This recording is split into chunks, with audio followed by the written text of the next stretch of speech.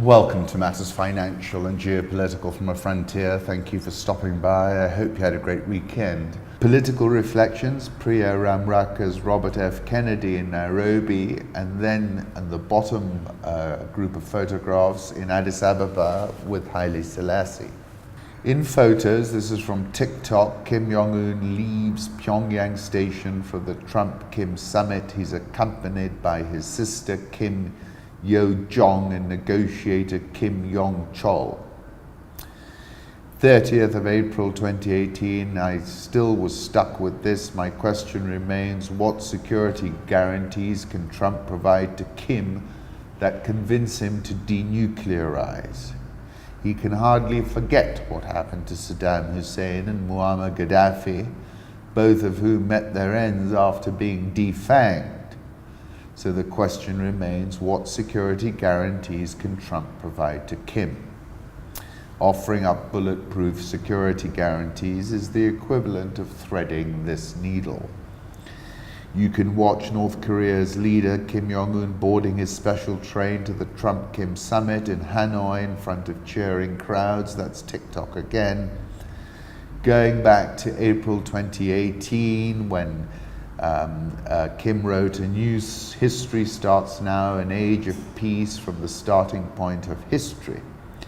And I was describing the opening shot of Kim Jong Un surrounded by a phalanx of North Korean officials, later replayed as Chairman Kim sat in the presidential vehicle surrounded by his ninja bodyguards, was almost as good as the opening sequence in P.T. Anderson's Boogie Nights. This was cinema at the highest level, which is no surprise when you consider that Kim Jong-il, the father, was obsessed with cinema and amassed arguably the world's largest personal film collection, over 20,000 bootlegged 35mm screening copies. He also had a penchant for Hennessy parody cognac, and for 2 years in the mid-1990s, was the world's biggest buyer of Hennessy parody cognac, importing up to $800,000 worth of the stuff a year. Kim Jong-il began his career as the head of the state's propaganda and agitation department, and it's clear that Kim Jong-un's sister, Kim Yo-jong, holds the same role and evidently handles all the optics and is a chip off the old block. 12th of February, I was talking about how North Korea is the buffer state between China and more than 30,000 US soldiers parked on their doorstep in South Korea.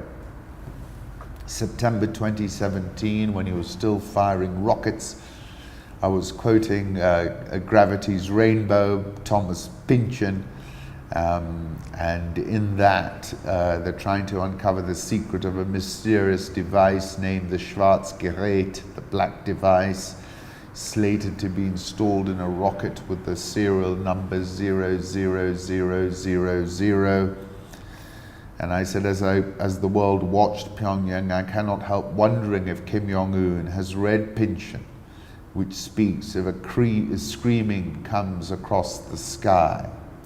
It is a curve each of them feels, unmistakably. It is the parabola. They must have guessed, once or twice guessed, and refused to believe that everything always collectively had been moving toward that purified shape latent in the sky, that shape of no surprise, no second chance, no return.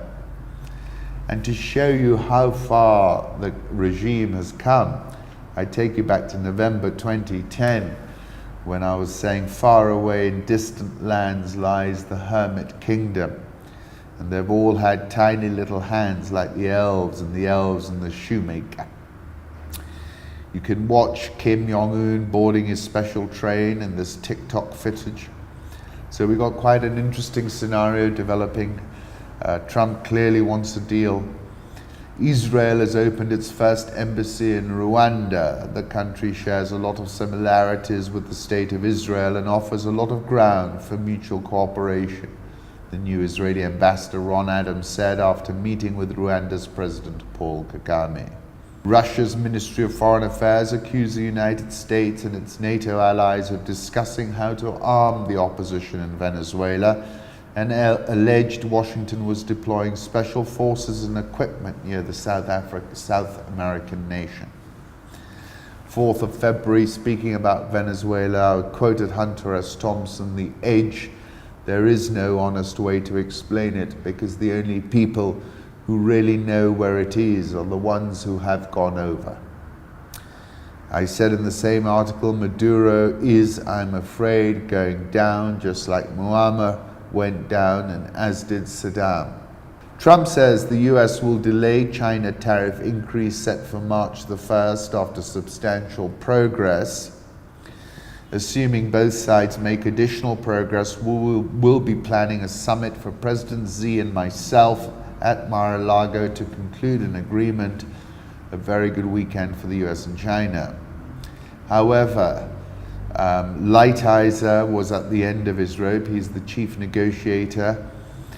And it's not really a great look to have a dispute over terms with the president and his chief trade rep in front of the high-level Chinese delegation.